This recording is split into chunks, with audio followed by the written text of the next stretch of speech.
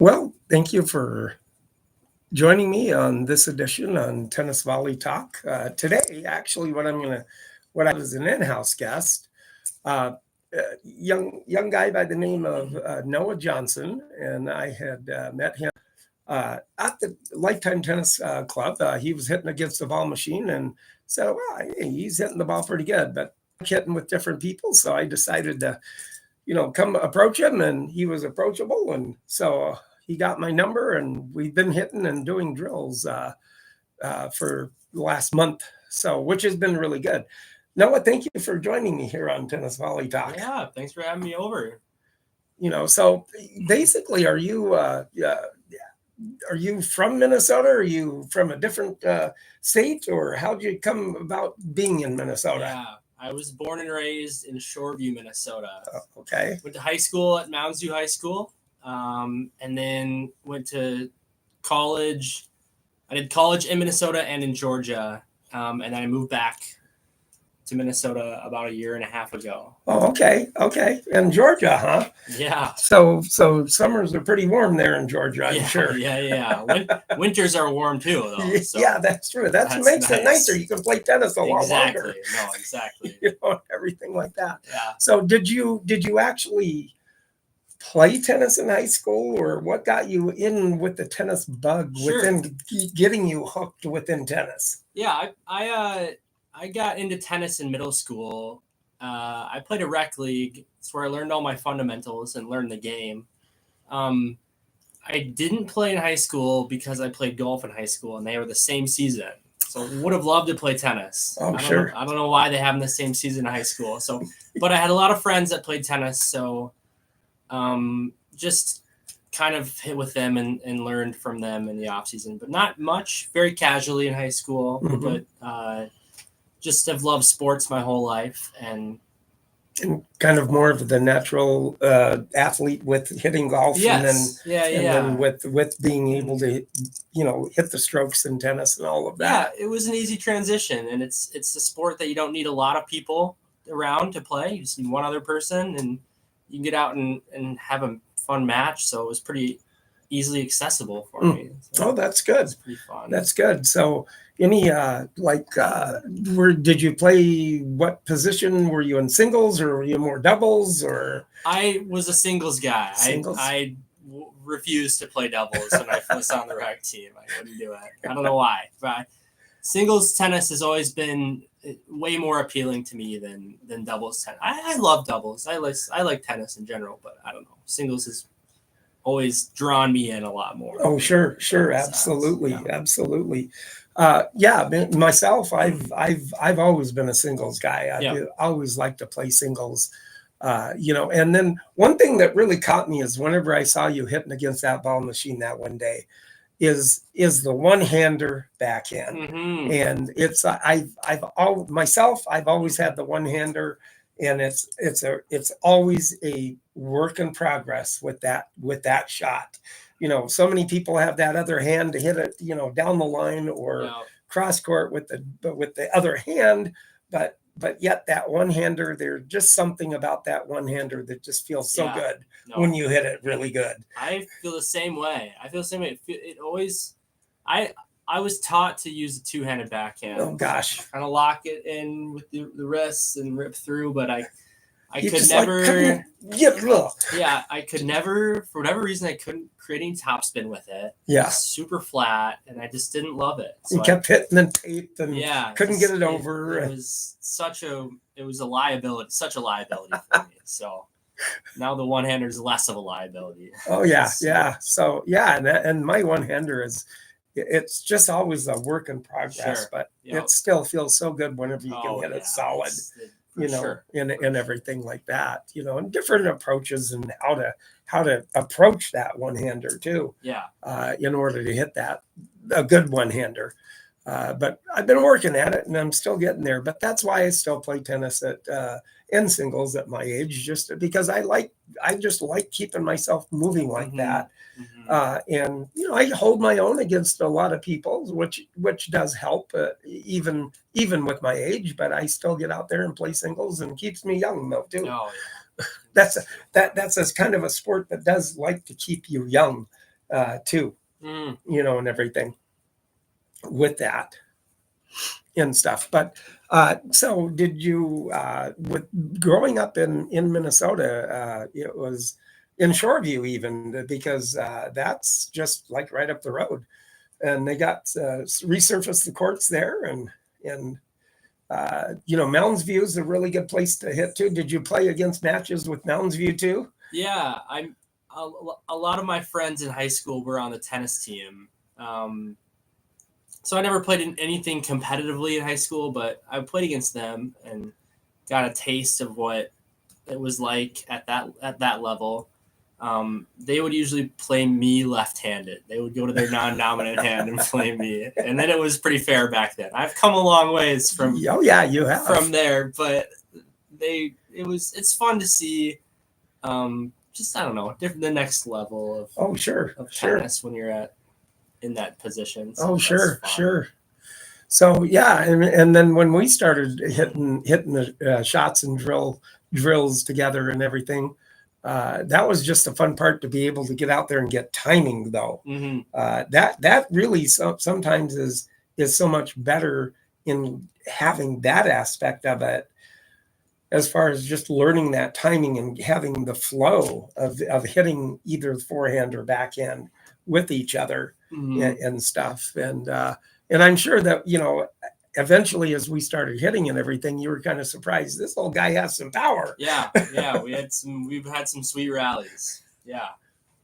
And which is really good. That's what I kind of pride myself, as the smooth part of being able to hit the smooth forehand or the smooth backhand.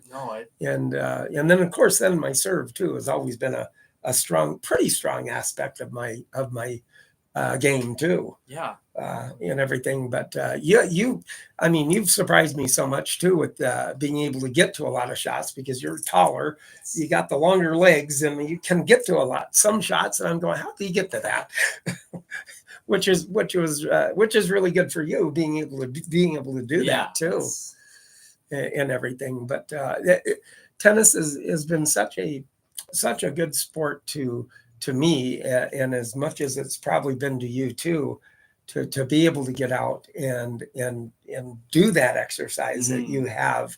And golf is good too, and that's good exercise. But I think you actually do a little bit more strenuous exercise when you're playing the tennis, on the court. No, I totally agree. And it's like, it's hard work, but it's not like you're playing basketball and getting hit all the time. Oh yeah, it's pretty low impact, which is great. My joints love it, and they're doing great now. But I'm sure they're going to appreciate that down the road. Oh, down the road, yeah. Running into linebackers. Yeah, I know that's not good at all. All the time. So. But yeah, that's it's such a wonderful way to actually even meet people. I mean, what the age difference, even though I'm 69 and you're what, 27 or something like 26, that? Yeah. 26. Yep. Yeah, and to have that age difference, but yet still have that commonality of this wonderful sport of tennis. It's fun. To have that commonality, and it just brings exponentially, brings you in contact with other people that have the same love for the game, too. And of course, then you've met a couple of my friends that I hit and play with during the summer, which will be nice when summer comes and you can get outside then. And that makes it a lot nicer too, to be able to play more all over, whenever it's summertime here too. Yeah. And then plus, like I said, I did mention to you about the Elk River tennis tournament that comes up every July and September each year, summer and then the fall tournament, which you might be interested in getting into. Sounds very fun. It is. It's a wonderful 2-day event. You got the singles on Saturday, and then the doubles on Sunday. It's all no ad scoring. Okay. So and then if you split sets, then you go a super 10-point tiebreaker in that too. So that kind of, it just makes it flows it along a little bit easier in that summer tournament. There tends to be a little bit more in the summer tournament though too. Sure. And then of course then you're playing with some of the younger kids anyway that are at 13 and 14, and they can still hit the ball a ton. And you're going, how in the heck do they have so much power at that age? And stuff, but still makes it fun for the tournament anyway. Mm-hmm. To have a few of the older guys that come in and have played it for 30 years and everything. So that does make it really nice too. So did you ever get into any tournaments when you played tennis around here? No. When you played? No, not really. It was pretty. I mean, it was a rec league. So okay. Other than just matches against other local rec leagues. Okay, sure. Yeah, sure. It was, and I mean, I just played very casually through high school and college. Oh, sure. So I haven't more recently been getting into it more because I have more time now that I'm just working and stuff. But yeah, no, since then I haven't played anything other than a match against my friends here and there. But sure. Not a lot, no. So now, do you have any other friends that do play tennis that are equal to you and would get out and then be able to play or something and float my name to them too to play and everything for too? Sure. I've got a couple of buddies around the area. Some of them live locally. Some of them kind of travel a lot. Oh, sure. So it's pretty spotty for finding time to play, but whenever we play, we're pretty similar in skill level. So okay, they're good. Always fun matches. Oh yeah, that's always good. That's always good. Yeah. Well, I'm always, like you said, that I'm always looking for people to hit with. So I'd probably, if anything, whenever I go, I'll probably have the tennis racket in my hand and I'll go on the court. There you go. You have to pry the racket out of my hands, with that.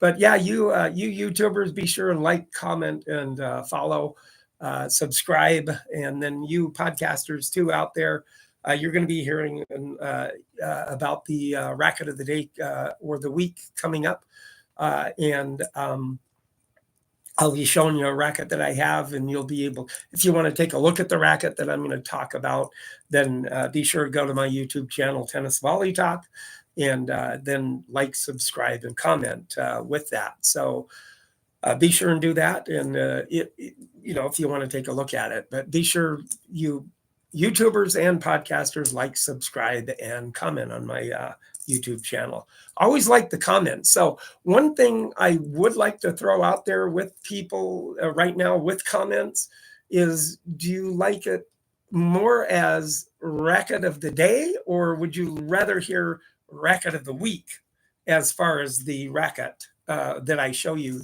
each time? So yeah, let me know in the comments. I encourage everybody to give a comment on that, so I kind of know the pulse of it all, and everything. So that's kind of been, I started out with racket of the day, but then I've been thinking that, well, since I do it once a week, so what do you like better, racket of the day or racket of the week? So that kind of comment and let me know, and I'll certainly go forward with that kind of which is more popular and what the comments are. So please comment, like, and subscribe for everybody. So, and then now with that, have you with your travels or anything, have you ever been up into New York or anything, or? Never been to New York. No, would love to. I'm surprised that I haven't, because I've spent some time in the East and the Northeast. Oh, okay. Just never been to New York City. Oh, gee, you're missing really something pretty amazing. That's what I hear. Pretty amazing. Of course, last year I went to the U.S. Open Fan Appreciation Week, as I told you. But I even braved the subway and saw Grand Central Station, and and then plus being on Arthur Ashe Stadium too. So that was always fun. That was fun. It sounds like a cool place. I'd love to get out. I'm sure I'll get out there at some point. Oh yeah. I'm sure. Cool place. And and then like you said, if you coincide that with the last part of August, that week before the U.S. Open, you get in free general admission into the U.S. Open. Okay. Fan Appreciation Week. So, and that's what I did last year. We spent the 5 days at a hostel, which I really only used it for sleeping at night. all during the day, I was busy, doing my thing, running around, Brooklyn and the subway, and managed to make it all the way to Queens and all the way to Forest Hills to go see West Side Tennis Club too. So that was a fun experience. Yeah, a lot of stuff to do out there. Oh, there is. Oh, and plus just having the aspect of also going into Grand Central Station too. Cool. That the movies and everything do not do it justice at all. And stuff. But have you ever then, through the time, have you ever been to like tennis tournaments or anything, or have you ever watched the pros play and hit? Nothing professional.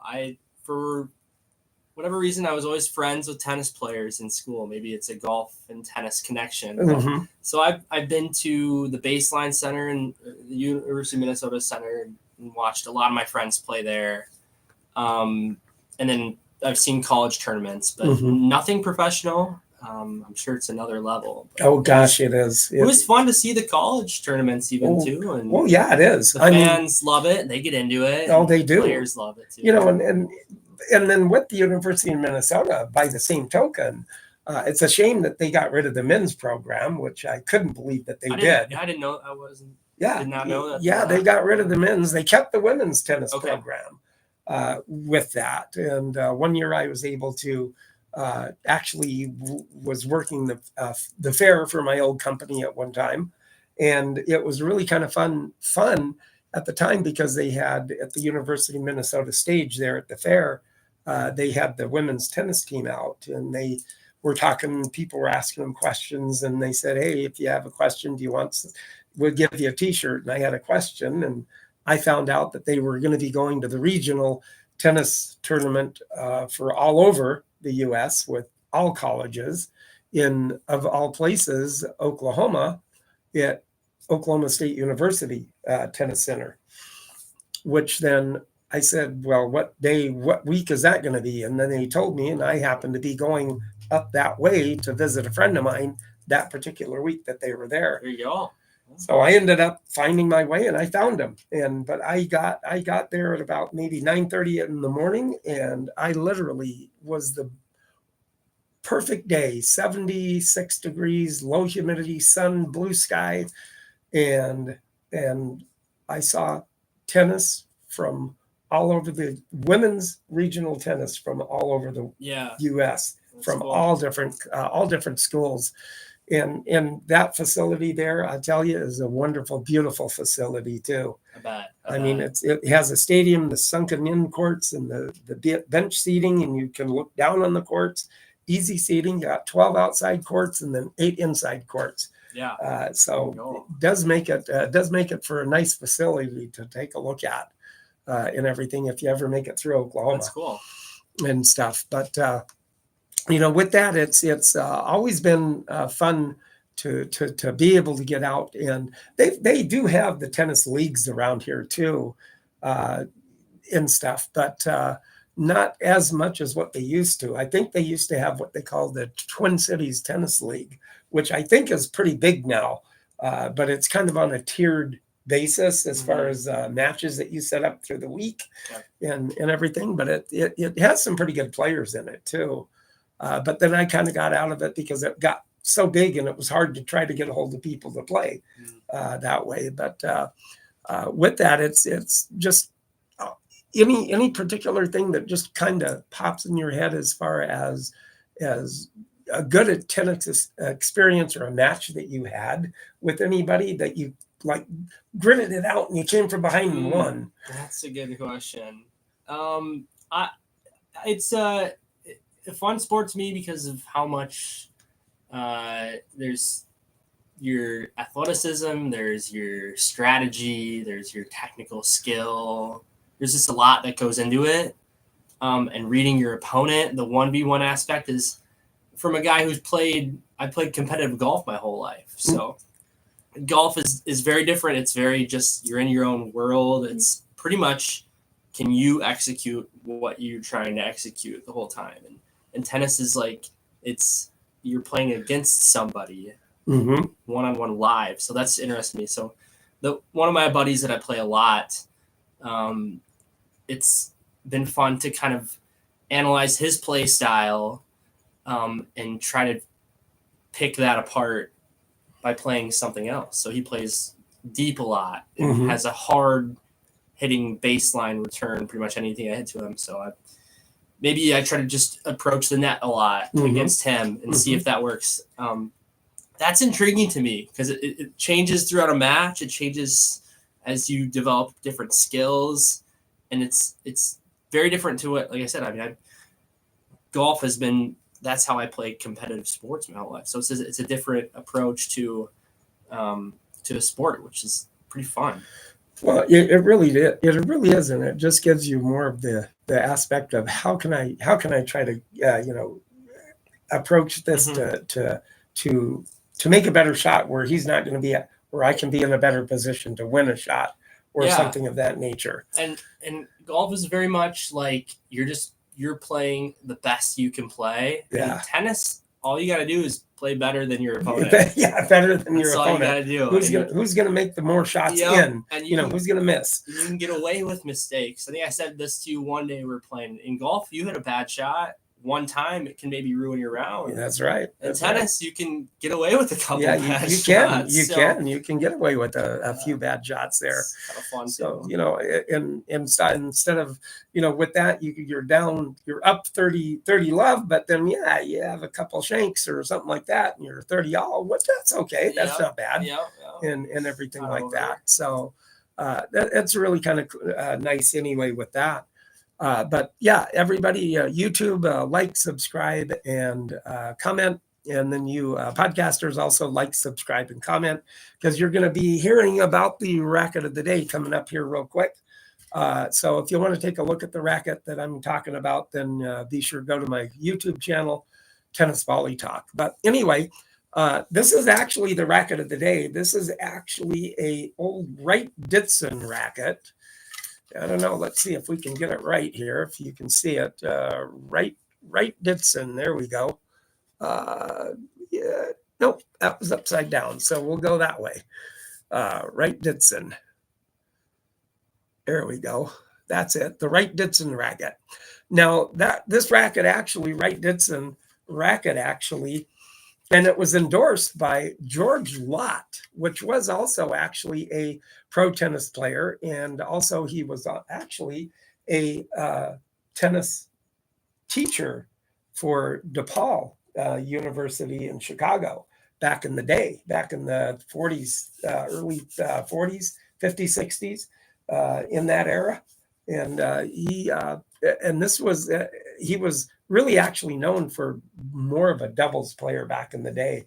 But with this, this racket is actually, I think, I don't know if I think it's just regular nylon strings that this has, but I like the design, the white racket and the blue, the way it's kind of accented this way, but also the throat of it here. And it's called the Contender racket is what it is. And very much like a lot of rackets that they have, like the Davis rackets, they have like the Imperial Deluxe. This was the Contender. So whichever way that fell in with the rackets that they came out with in different names, like the Imperial was just a little bit less than what the Imperial Deluxe Davis racket was. So this could have been one of the upper ones that they had, but I like the way the throat is with the the reinforcement right there on the throat, which makes it really kind of nice too. And it's all white all the way through. Very good. It has the leather cover on it too, but it does make it really nice, nice looking racket. And probably right in this racket was used probably right in around about the 1940s, 50s, maybe right into the 60s, but that's about it with this racket. But anyway, with the Wright Ditson, with that, like, subscribe, and comment if you like the racket of the week or racket of the day. Make a comment on that. Let me know. And with that, you podcasters, if you want to take a look at it, go to my podcast, Tennis Volley Talk. Take a look at it. Really nice looking racket though. It has the gold letters called the Contender on it. There we go. Contender. So in gold letters, which is kind of a little contrast there, which is kind of nice too. But it is really, really nice, still sturdy racket. I mean, you wouldn't want to hit with this racket because that string's a go real quick in that respect. But with the Wright Ditson racket, though, it was actually Wright Ditson. It was actually Wright Ditson was formed in 1871 as a company by Baseball Hall of Famer for the Boston Red Stockings. Let's see, George Wright and the Boston businessman, Henry Ditson. Now the company became a purveyor of actually tennis and golf, tennis and baseball equipment and golf equipment also, but known for its precision and craftsmanship, manufacturing the finest tennis rackets, golf and baseball equipment through the years that they were there, with that too. And then later bought out by Spalding actually in 1891. But Wright Ditson kept its name. Spalding had him keep its name until the 1940s, until it finally, the factory, and they quit making rackets because of the newer rackets that came out in that time. So this racket, being endorsed by George Lott, which actually George Lott, like I said, was a pro tennis player back in the day, born in October 16th of 1906 is when he was born, and he lived until 85 years old until December 3rd of 1991. So 85 years old, he was still going strong and still had the enthusiasm for tennis too, with that. And, and with that, he was actually, up until that at 85, he decided to go out and recruit and give $14,000 to a fledgling student of the game to have him come to DePaul. Because he was one of the teacher, tennis teacher and coach for DePaul College at the time. But he was born in Springfield, Illinois, and basically known in his tennis career, he was a premier doubles player in that, and he actually won the college. The college national, or not he won the U.S. Nationals actually 5 times, and he had three different partners that he won it with. And he went on. He won it in. He was the coach there at DePaul from 69 to 91. But then with that, he also known. He also with the 3 partners. It was John Hennessy, and then Doug Dong, and then Les Stelta. And then he won that 1933 and 1934. With John Dong, he won 1924, 29 and 30 in the national doubles. And then he went on to win Wimbledon too with doubles in that time. And then he won the French Open. And then he also won the nationals also in mixed doubles too. So he was a very cunning player at the net and being a tactician guy on the doubles court with the doubles partners he had. So that was really interesting in that respect to learn about that. But to have him play as a professional, but then like there is like a lot of doubles or singles specialists out there too. He just happened to be one of the doubles specialists in the pro era back in that day. And he was back in the day with Bill Tilden and everything. But Bill Tilden back in the day, he was more of the singles guy, and kicking everybody back in the 1930s and 40s and everything back then. So with that, it was he was a very good player back then, and being also a coach for as long as he was for a college team too. to be able to live that long. But of course, he didn't make it. He passed like 2 months after he went out on the recruiting scene, so he didn't get to see that go to fruition. But the best to him, in the tennis skies, in the tennis skies now, with that. So with that, I do want to say I thank you for being with me today and listening. Like, subscribe, and comment for you YouTubers, and then podcasters. If you like, subscribe, and comment, and then please make the comment either if you like Racket of the Day or Racket of the Week better. I welcome that, and I will go with the most popular if you can. Make a comment, please. And Noah, I do appreciate you coming on with me with the tennis podcast. Of course, bro. And so nice to be able to talk and get some youthful input in how I can beat you. No, I'm not going to tell you that. Yeah, oh, gosh, darn. Valuable information. I know it is. Thanks for having me on. This is cool. And so I do appreciate it. And then everybody get out there. If you're playing in the warmer climates, get out there and keep playing outside. Us here in the colder climate, we're inside and we're still hitting. So thank you again. And I will talk to you next week.